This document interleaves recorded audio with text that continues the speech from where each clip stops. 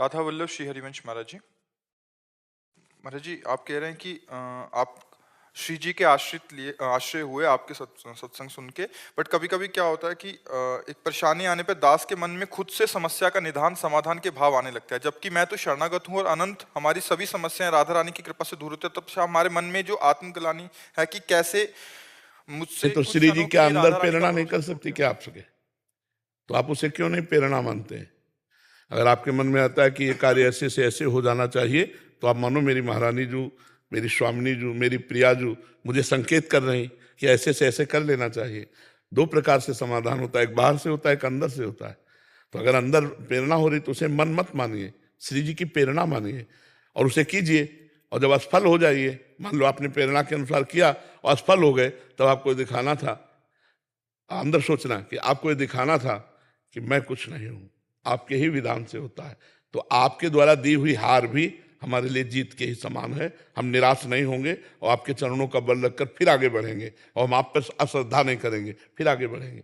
इस तरह से चला जाता है। कभी कभी मेरे इष्ट मुझे जानबूझ करके असफलता देते हैं, वही प्रेरणा देंगे और वही असफलता देंगे। अब तुम्हारे भाव देखेंगे, शरणागत हो। अगर आपको लगा कि ये क्या है, हमने तो आपकी प्रेरणा मान के किया, आपको आगे करके किया, तो फिर पूछेंगे शरणागत हो?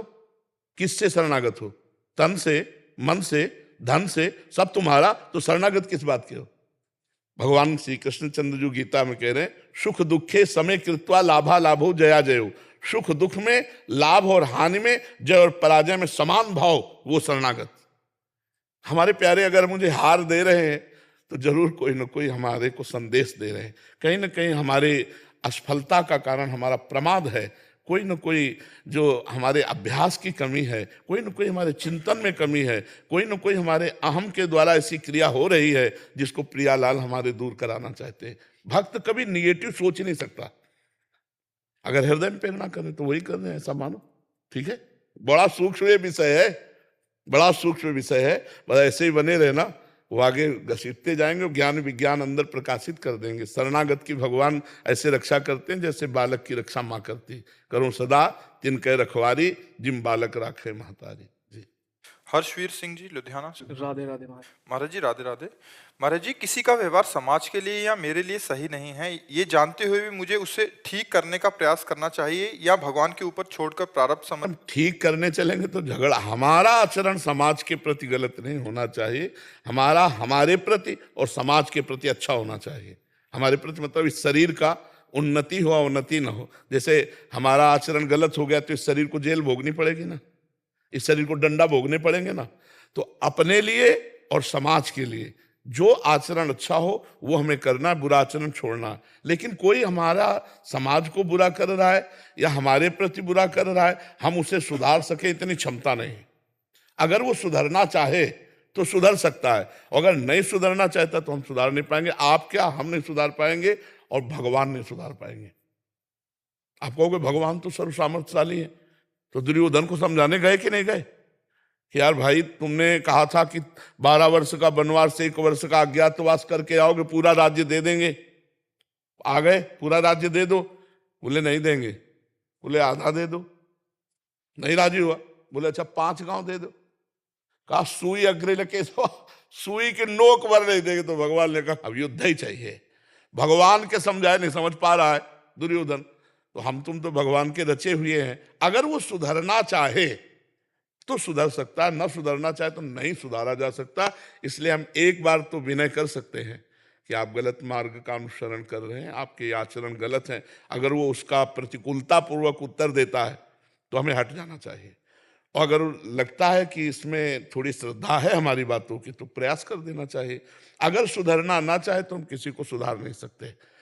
जो सुधरना नहीं चाहते उनको सुधार सकता है दंड विधान, दूसरा कोई नहीं। मतलब महाराज जी, समाज के भी कुछ लोग अगर जानते हैं कि वो समाज के लिए चीज़ें सही नहीं है, बट फिर भी वो होने देते हैं उन चीज़ों को, ये सोचते हुए कि अभी कुछ नहीं किया जा सकता चीज़ को लेके।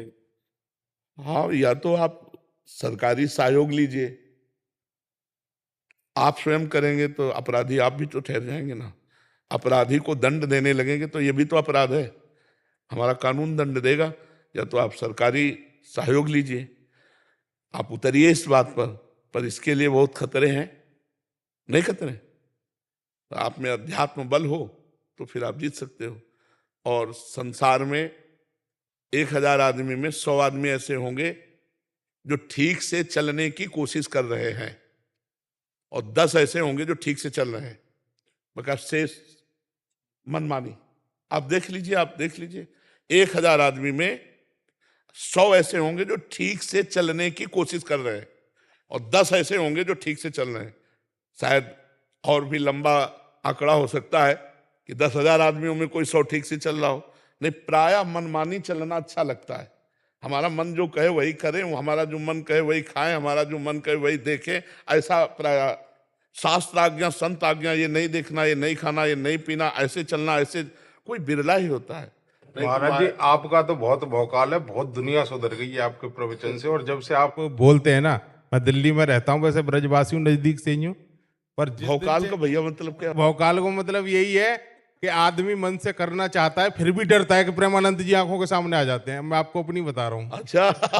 पहले गलत काम करने में संकोच नहीं होता था, लेकिन जब से आपको सुनते हैं, जब से ऐसा डर लगता है प्रेमानंद जी दिखते हैं, जिधर भी देखो प्रेमानंद जी भगवान महाराज की आ बड़ी जाते हैं। कृपा है। तो ऐसा नहीं है, आपने मतलब अब 1000 में से 10 नहीं महाराज जी, मैं तो सोचता हूं कि मेरी संगत के हिसाब से 1000 में से 500 लोग ऐसे हैं जो आपके डर से या आपके प्यार से, जो आपकी ललिता से, प्रेम से, कुछ भी कह लो, पर सुधर गए। अब हम आपको बताएं, ये ठाकुर जी की कृपा है। अरे ठाकुर जी, आप जिंदे जीते जी ठाकुर जी हो। मैं सही बताऊं, आपको देख के आंखों में से आंसू निकले बाबा। तो आपके नहीं, आपका मोह और आपका जो प्रेम है, और जो आप जीते जागते भगवान हो ना, आपको देखने के लिए इतने व्याकुल दर दर भटक रहे हैं। हम तो सही बताएं, आपको आज दर्शन हो गए, सी के आंसू इतने आ रहे हैं। श्री राधे, प्रभु जय हो। श्री राधे, श्री राधे। अजय कुमार जी दिल्ली से। श्री हरिवंश महाराज। जय जय श्री हरिवंश महाराज जी, आपके चरणों में कोटि कोटि नमन। महाराज जी, मैं दिल्ली में सरकारी विद्यालय में शिक्षक हूँ। श्री जी की कृपा से मैं कक्षा के सभी विद्यार्थियों को भगवत स्वरूप मानकर शिक्षण कार्य करता हूँ, और सेवा तथा प्रेम भाव के साथ व्यवहार की प्रेरणा हमेशा रहती है। किंतु कभी कभी विद्यार्थियों की शिक्षा तथा व्यवहार को सुधारने के लिए कठोर व्यवहार भी करना पड़ता है, परंतु उसके बाद मन में बहुत ग्लानि भर जाती है। नहीं, मन में ग्लानि ऐसा नहीं भाव आता होनी है। चाहिए। कर्तव्य का पालन करने वाले को ग्लानि नहीं होती। जैसे गुरु अपने शिष्य के दोषों को देखकर उसकी दोष निवृत्ति के लिए दंड विधान करता है, तो ग्लानि का विषय नहीं, वो सेवा का विषय है। हमारे हाथ से किसी को कष्ट नहीं होना चाहिए। हमारा शिष्य उद्दंडता करता है, अपने निज जीवन के उन्नति के मार्ग से पतन की तरफ जा रहा है, तो उसे शासन के द्वारा सुधारेंगे। ये सेवा है हमारी, उसे आप सेवा समझिए, पर इतना जितना उचित हो, अनुचित शासन भी नहीं। प्यार और शासन दोनों मिला करके हम समाज को आगे बढ़ाते हैं। अगर आज अब समाज में शासन खत्म हो जाए तो अभी अत्याचार बढ़ जाए, नहीं बढ़ जाए। अगर कानून का डर ना हो, भगवान का डर ना हो, समाज का डर ना हो, तो राक्षसी प्रवृत्ति फैल जाए। तो ऐसे ही हमारे अंदर भी है। अगर हमारे अंदर गुरु का डर ना हो, पिता का डर ना हो, क्योंकि ज्यादा भगवान का डर तो नई अवस्था में कम ही होता है, तो उस समय यही भगवान है, माता पिता शिक्षक गुरु अपने बड़े जन। तो इन बच्चों को भी थोड़ा शासन जरूरी है कि अगर वो अपना काम नहीं करते, अध्ययन का थोड़ी उद्दंडता करते हैं, तो उचित डांट, उचित शासन, अनुचित नहीं, कान पकड़ो, अब नई गलती करोगे। तो ऐसा उचित कोमल बर्ताव, कोमल शासन के द्वारा हम जो बच्चों को डांटते हैं, उनकी उन्नति के लिए, उनके सद्गुण के लिए, तो हमें अपने कर्तव्य का पालन करने के लिए करना पड़ रहा है। सुदामा जी पाठ भूल गए, तो मित्र का संग करने के कारण भगवान भी पाठ भूल गए, तो दोनों को दंड मिला, जाओ जंगल से लकड़ी काट के लाओ। दोनों को बराबर दंड मिला। एक द्वारिकाधीश है और एक गरीब ब्राह्मण है, लेकिन दोनों को बराबर दंड मिला। तो ये दंड विधान तो चला आ रहा है, तो ये थोड़ा सा भय तो जरूरी है, और ये भय देने से आपके कर्तव्य का पालन हो रहा है। आप एक टीचर हैं, आप एक गुरु पद पे हैं, बच्चों को अध्ययन कराकर उन्नतिशील बनाना, ये जो आप उनसे, जो आपका उनसे होता है, भगवान मानते हैं उनको रिश्ता? क्या कहते हैं? ये कह रहे हैं कि भगवान उस रिश्ते को मानते हैं जो आप भाव रखते हैं भगवान के प्रति। बिल्कुल वैसे मानते हैं। वैसे न मानते होते तो जिन्होंने एक टांग फैलाई ब्रह्मलोक तक, उन नंद बाबा की डेहरी नहीं नांग पा रहे। एक दिन लालजू महाराज बाल गोविंद ऐसे घुटनों के बल चलते हुए, घर की डेहरी होती है ना पहले पुराने घरों में, अब फ्लैट में तो डेहरी नहीं होती इतनी डेहरी होती थी मोटी। हाँ, तो भगवान ऐसे ऐसे करते हुए गए और चढ़ गए, तो पेट जब लगा तो पैर उठ गए और हाथ नीचे पहुंचे नहीं। अब रो रहे थे तो नारद जी आए। नारद जी ने देखा भगवान को, साष्टांग दंडवत किया, कहा प्रभु उठा दें, ये क्या लीला है? तो बोले तुम दूर रहो, ये हम सुख देने के लिए, क्योंकि हमें बच्चा मानती है ना यशोदा मैया और नंद बाबा, उनके सुख के लिए रो रहे हैं। इतने मैया के कान में आवाज पड़ी, विकल होकर भागती हुई है, अरे मेरे लाला, और गोद में उठाया और दासियों को डांटा। तो देखा ना, छठवें दिन महाबली पूतना को ढंगा दिया था और डेहरी नहीं लांग पा रहे तो निर्वाह करते हैं कि नहीं करते? तो बचपन से उसको पुत्र मानती, सांसारिक पुत्र की भी जरूरत नहीं पड़ी उनकी वजह से, और अब उन्होंने आपके पास भेजा और आपका सहचरी भावना और मेरे आपके प्रति, आप मेरे गुरु हो, मुझे ऐसे लगता। तो तुम्हारे ही भाव की पुष्टि होगी। बाबा मेरे को भी बचाओ बाबा, मेरे को मेरा बच्चा। देखो मेरी बात समझो, अभी हमारे से जुड़ने का मतलब है, हम जब सत्संग करते हैं ना, तो हमारे पास सैकड़ों भाव वाले लोग होते हैं, सब सत्संग करते हैं। अगर ज्ञान का तो ज्ञान का, योग का तो योग का, राम जी का, कृष्ण जी का, हरि जी का, शिव जी का, मतलब सब का होता है सत्संग। इसका मतलब है कि जो जहां जिसका अधिकारी उसका ग्रहण कर ले। क्या हमारे यहाँ वात्सल्य भाव का नहीं होता? आप सुनो, वात्सल्य भाव का, सख्य भाव का, गोपी भाव का, सहचरी भाव का। अब ये बात है कि हमसे जैसे जुड़े आप, कि आप हमारे गुरु हो, और आप कह दो मुझे राम नाम में प्रीति, आप राम राम का उपदेश करो, तो हम आपको राम ही बोलेंगे, राधा नहीं बोलेंगे। राम राम जपो। आप कह दो कि हमारा प्रभु के प्रति बच्चा भाव है, तो आप उसी भाव से जपो। जबरदस्ती भाव थोड़ी डाला जाता है, वो तो भाव का मतलब क्या है? अपने मन के भाव का है। तो आप चलो ना, आप वहीं तो जो आप कहोगे वो करूंगी बाबा। नहीं, आप वहीं पहुंच जाओगी जो भाव करोगी। ये था माम प्रपद्यन्ते तास तथैव भजाम्यहम्। प्रभु तो बड़े कृपाल, उनको बच्चा मानो चाहे पिता मानो, जो मानो वो सब वही है। जो भाव मानोगे वही भाव पुष्ट हो जाएगा। आप ये डरो मत, नहीं, अगर तुम्हारा वात्सल्य भाव है तो तुम वात्सल्य भाव में ही चलिए।